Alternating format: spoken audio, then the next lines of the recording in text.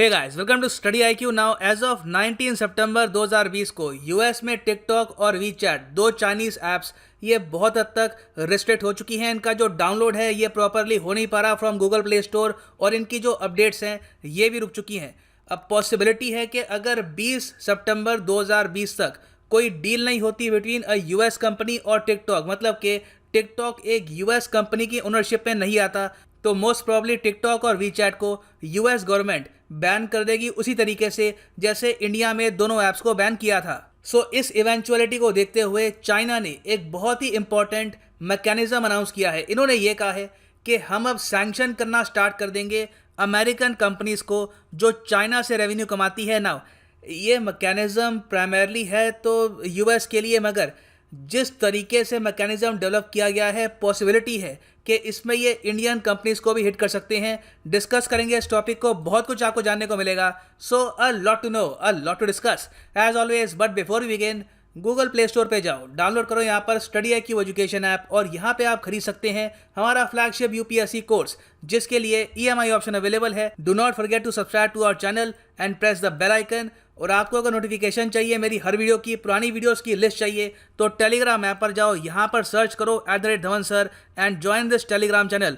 Already यहाँ पर almost 1,80,000 लोग ज्वाइन कर चुके हैं। सो join the Telegram app today. Now US president Donald Trump ने जो ट्रेंड स्टार्ट किया था चाइना के अगेंस्ट सैंक्शन लगाकर ड्यूरिंग ट्रेड वॉर, तब से लेकर अब तक हमने ये देखा है कि यूएस चाइना ट्रेड सिग्निफिकेंटली गिर चुका है। यहाँ पे आप देखेंगे ग्लोबल टाइम्स का आर्टिकल है, US China trade down in January July एमिड tensions. और इन द फ्यूचर जो ट्रेड है ये और ज़्यादा गिर सकता है, क्योंकि अब यूएस चाइनीज ऐप्स को प्रॉपरली बैन करने वाला है। और रिटेलिएशन में चाइना भी कह रहा है कि we will sanction American entities after US bans TikTok and WeChat. China की तरफ से जो ऑफिशियल स्टेटमेंट है वो ये है कि ये लोग उन कंपनीज, उन एंटिटीज़ पर सैंक्शन लगाएंगे जो चाइना की नेशनल सॉवरेनिटी, सिक्योरिटी और डेवलपमेंट इंटरेस्ट को हार्म करती है। अब यहाँ पे आपको सोचना होगा, ये कह रही हैं कि ठीक है, अगर यूएस ने टिकटॉक को बैन किया तो जो अमेरिकन कंपनीज है वर्किंग इन चाइना,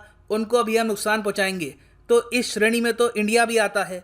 हालांकि इन्होंने अभी के लिए इस मैकेनिज्म के बारे में जब अनाउंसमेंट करी तो इन्होंने किसी कंट्री का पर्टिकुलरली नाम लिया नहीं, मगर मोस्ट प्रॉब्ली इसमें इवेंचुअली कुछ महीने बाद या फिर 1 साल बाद इंडिया को भी डाल सकते हैं, अगर चाइनीज ऐप्स पर जो बैन लगा है इन इंडिया ये कंटिन्यू रहता है।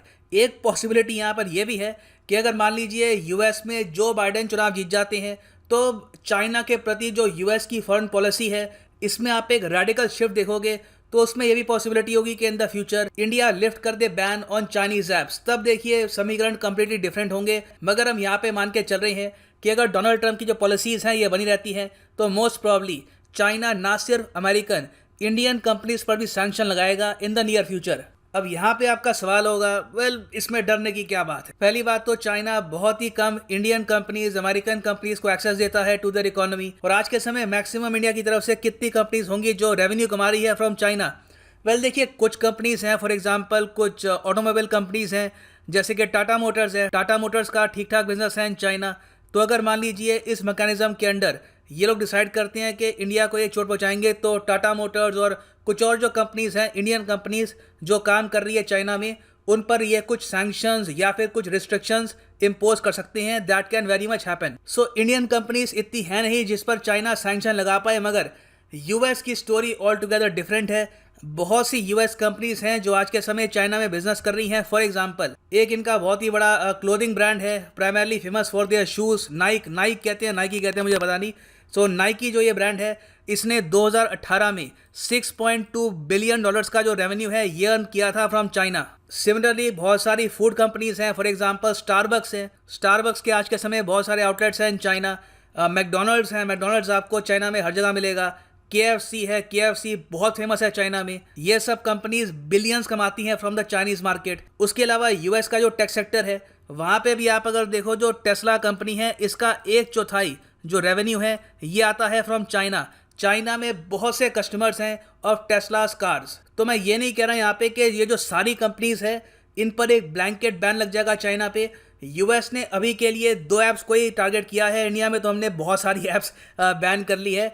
यूएस में भी विचार हो रहा है कि टिकटॉक पर प्रॉपर बैन ये लगाएं या ना लगाएं, मगर एक बार ये बैन लगाते हैं और इन द फ्यूचर और भी बहुत सारी जो चाइनीज कंपनीज हैं इन पर ये रुकावट लगाते हैं, तो चाइना मोस्ट प्रॉब्ली इन सब कंपनीज को नुकसान पहुंचाना स्टार्ट कर देगा इन द चाइनीज मार्केट। तो ये पहली बात तो काफ़ी हद तक खराब है फॉर ग्लोबल ट्रेड। मगर एक बार यूएस चाइनीज ऐप्स को बैन करना स्टार्ट कर दे, और ना सिर्फ यूएस की तरफ आज के समय जो फ्रेंडली कंट्रीज हैं, फॉर एग्जांपल इंडिया, ये भी चाइनीज ऐप्स को बैन कर रही हैं, तो साफ साफ ये नज़र आ रहा है कि इंटरनेट में एक विभाजन हो रहा है। इंटरनेट एक तरीके से दुनिया को जो जोड़ता था, अब इसमें इन द फ्यूचर डिवीजन होगा और एक इंटरनेट होगा जो चाइना ऑपरेट करेगा और दूसरा जो यूएस ऑपरेट करेगा।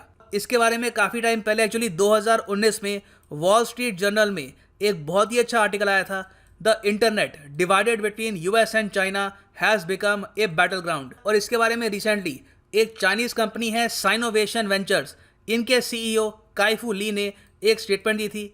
इन्होंने ये कहा था कि बिल्कुल इन द फ्यूचर दुनिया में दो इंटरनेट होंगे, एक इंटरनेट होगा जहां पर चाइनीज़ ऐप्स डोमिनेट करेगी और दूसरा इंटरनेट जहां पर अमेरिकन ऐप्स डोमिनेट करेगी। तो अभी के लिए आप कह सकते हैं कि हम लोग एज इंडियंस, हम लोग यूएस की साइड है, हमारे यहाँ चाइनीज़ ऐप्स बैन हो रही हैं और हम प्राइमरली यूज़ करेंगे अमेरिकन ऐप्स। ये अनफॉर्चुनेट है कि हमारे यहाँ खुद की ऐप्स को इतना प्रमोट किया नहीं जा रहा और इंडियंस भी ज़्यादातर प्रेफर करते हैं American apps compare to the home grown Indian apps. Hopefully हम ये चेंज कर पाएंगे। और ठीक है, हम लोग यहाँ पे मानते हैं कि हम चाइनीज़ ऐप्स को बैन करेंगे for the sake of national security और ग्रेटर स्ट्रेटेजिक इंटरेस्ट, मगर हमें ये भी नहीं करना चाहिए कि सारी जो मार्केट है इसको यूएस कैप्चर कर ले।